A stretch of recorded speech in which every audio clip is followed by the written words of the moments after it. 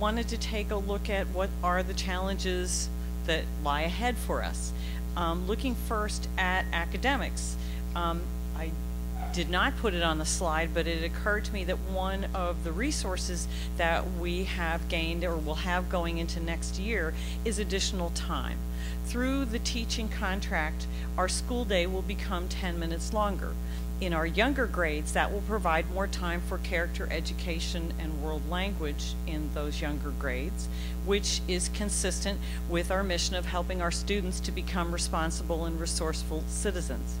At the high school, coupled with agreed schedule changes, the typical student will receive 21 more minutes of instruction every day. While 3 minutes per class may not sound like a great deal, it represents the chance to answer 1 or 2 more questions, to work another problem, to work individually with another student or 2. So we look forward to seeing the fruits of that as we move forward. In the language arts literacy area, we've noticed for quite some time that our students seem to perform a little less well on the verbal portions of standardized tests than they do in the math area. And this isn't just true of us, it's true of the whole state and it's true of our nation. But we thought, let's try to address this.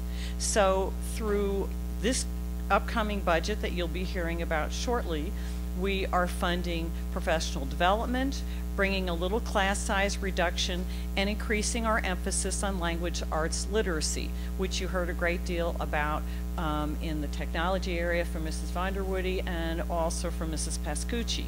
The proposed budget funds added staff for reading and literacy, as well as on-site professional development in grades K through 6 offered through Columbia University. And those professional development costs are also partially underwritten by grant funds, I'm glad to say. We will be continuing, of course, to work on differentiated instruction, as you've heard. That's an ongoing enterprise. And as you may recall, that's about meeting the needs of students at all levels and helping them to advance from where they are at the start of the school year. And it also fits with our mission of helping each child to develop his or her potential into achievement. The proposed budget supports differentiated instruction with professional development and by adding staff to support our gifted and talented program teachers now that the program is expanding to 4 grades, which is grades 3 through 6. The budget also increases in-class support through a co-teaching approach that you heard mentioned previously, which uses both a regular and a special education teacher in the same class. In the technology area, the state's core curriculum content standards require that teachers infuse technology instruction or instruction in technology use in the regular classroom curriculum. The proposed budget will undergird this by funding professional development opportunities as well as technology literacy coaching support for our teachers. It also funds replacing the wood shop at SATS with a new computer lab. There are a few other needs that will also be addressed in the budget.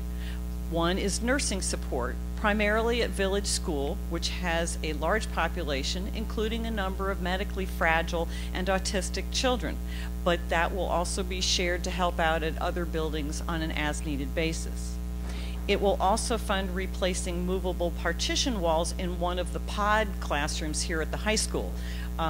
Those collapsible walls, if you will be replaced with more permanent and far more soundproof walls so that those rooms will provide a quieter and more distraction-free learning opportunity or learning environment. Okay, then on the financial side, as I'm sure you've all heard, we are facing a 2% tax levy cap. It is lower than the historic rate of inflation and will really leave us no room for spikes in energy costs or health insurance costs or out-of-district tuitions, whether for VOTEC or for special education. Mrs. Wetmore has shared with you some of the steps we've been taking as we prepare to manage under this new and much lower levy cap than there has existed in the past.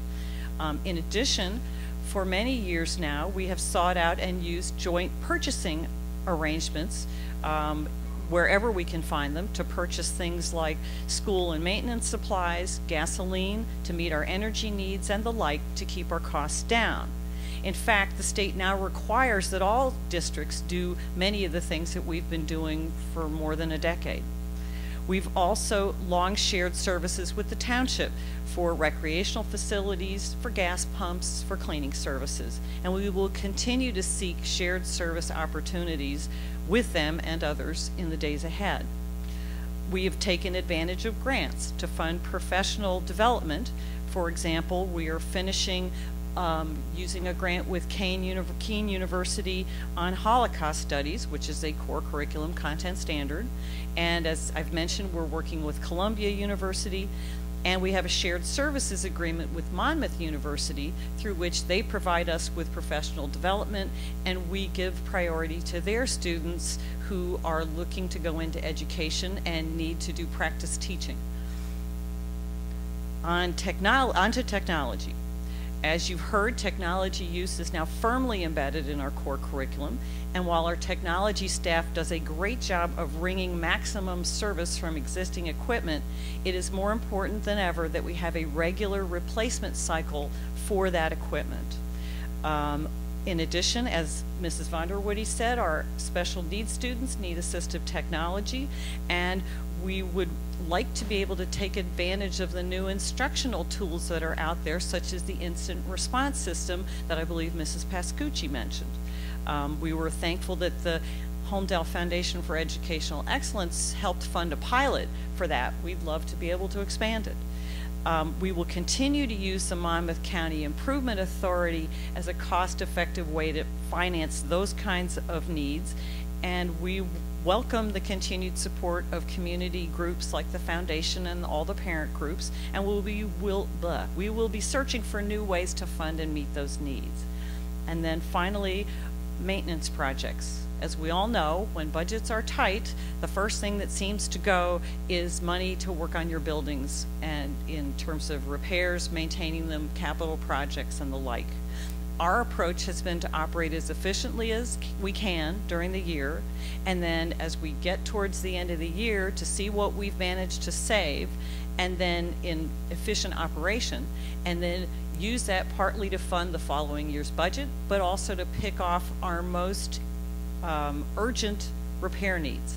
This year, for example, we'll use money in maintenance reserve plus savings that we've managed to generate this year to do major improvements on a large portion of the village school roof.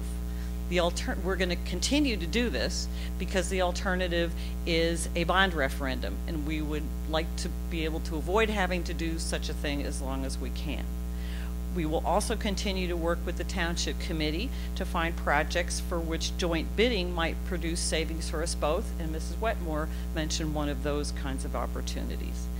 And now, our Business Administrator, Mr. Michael Petrizzo, will take you through the budget slides.